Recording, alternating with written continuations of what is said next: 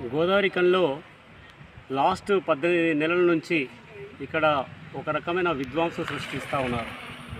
అభివృద్ధి పేరు చెప్పి, రోడ్డు వైండింగ్ పేరు చెప్పి దాదాపు పట్టణంలో ఒక 1000 షాపులు ఉంటే ఒక 500 షాపుల్ని డిస్మెంటల్ చేశారు.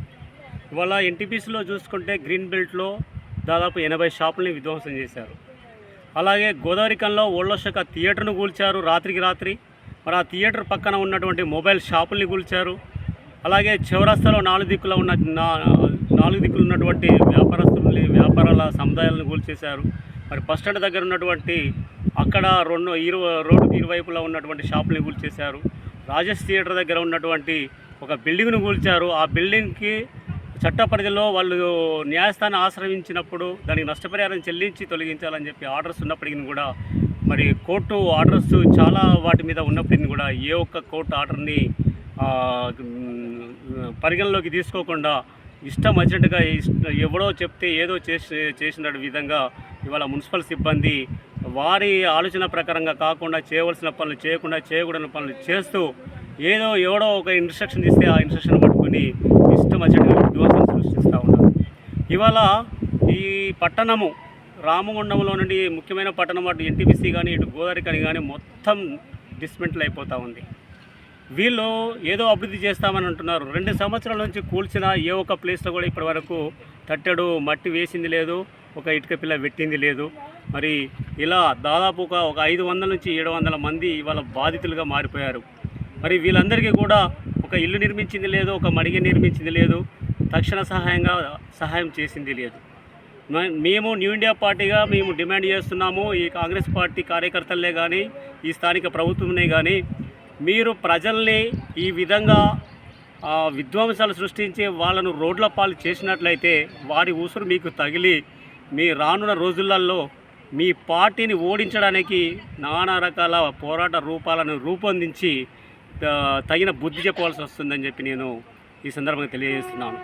స్థానిక సంస్థలలో మీరు గెలవాలంటే వాళ్ళ తక్షణమే కూల్చిన ప్రతి వారికి ఒక మడిగ కట్టియండి, ఇల్లు కట్టియండి, తక్షణ సహాయంగా 10 లక్షల రూపాయల డబ్బులు చెల్లించండి అని చెప్పి ఈ సందర్భంగా న్యూ ఇండియా పార్టీ మిమ్మల్ని డిమాండ్ చేస్తూ ఉంది. అరే ఒక పక్క అక్రమాన్ని కూలుస్తున్నారు, ఆ అక్రమం అనే ప్లేస్లోనే మళ్ళీ వేరే ఇతరులకి షాపులు కట్టుకోవడానికి అనుమతులు ఇస్తున్నారు. అరే మున్సిపాలిటీ ఏ రకంగా అనుమతులు ఇస్తుంది? వారికి ఒక ల్యాండ్ మీద హక్కు ఉండదు, ఆ ప్లేస్లో ఏ విధమైనటువంటి పర్మిషన్లు తీసుకోరు, రాత్రికి రాత్రి ఆ నిర్మాణాలు జరిగిపోతూ ఉంటాయి. ఆ నిర్మాణాలకు ఏ విధమైనటువంటి పర్మిషన్లు ఉండవు. అసలు ఎందుకు అక్రమం అని ఎందుకు కూల్చారు? మళ్ళీ ఆ అక్రమమైన ప్లేస్లో మళ్ళీ అక్రమంగా ఎందుకు కడుతున్నారు? ఇదంతా కేవలం కొంతమంది నాయకులు, కొంతమంది కార్యకర్తలు డబ్బులు వసూలు చేసి వాళ్ళు ఇష్టానుసారంగా కూలగొట్టడం, కూల్చిన ప్లేసులనే మళ్ళీ కట్టుకోవడానికి వాళ్ళ కనుసన్నల్లో ఇలాంటి వ్యవహారాలన్నీ జరుపుతూ ఉన్నారు. ఈ వ్యవహారాన్ని ఎవడు ప్రశ్నించడు. ఇక్కడ మేము చేసిందే చెల్లుబాటు అని చెప్పి విర్రవీగడం కాదు. ఇది చైతన్యానికి పురిటిగడ్డ. చైతన్యహీనులు ఈ ప్రాంతంలో ఎవరు లేరు.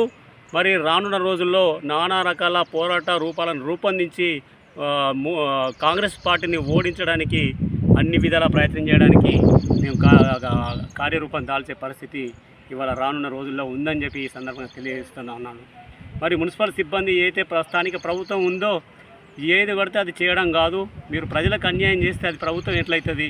మరి ఏ చట్టాలను చూసినా, మన భారతీయ చట్టాలు ఏవి చూసినా కూడా నష్టపోయిన ప్రతి ఒక్కరికి కూడా నష్టపరిహారం కల్పించమంటుంది, రీహాబిలిటేషన్ చేయమంటుంది, రీసెటిల్మెంట్ చేయమంటుంది. మీరు ఇవేవి చేయకుండా అన్నింటినీ కూలగొట్టుకుంటూ పోతూ ఉంటే చూస్తూ ఎవడు ఊరుకునే పరిస్థితి లేదని చెప్పి ఈ సందర్భంగా తెలియజేస్తూ ఉన్నాను. వెంటనే నష్టపోయిన ప్రతి వారికి తక్షణ సహాయంగా 10 లక్షల రూపాయలు చెల్లించాలి.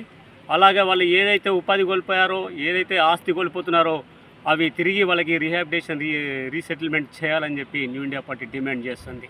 జై న్యూ ఇండియా పార్టీ, జై న్యూ ఇండియా పార్టీ.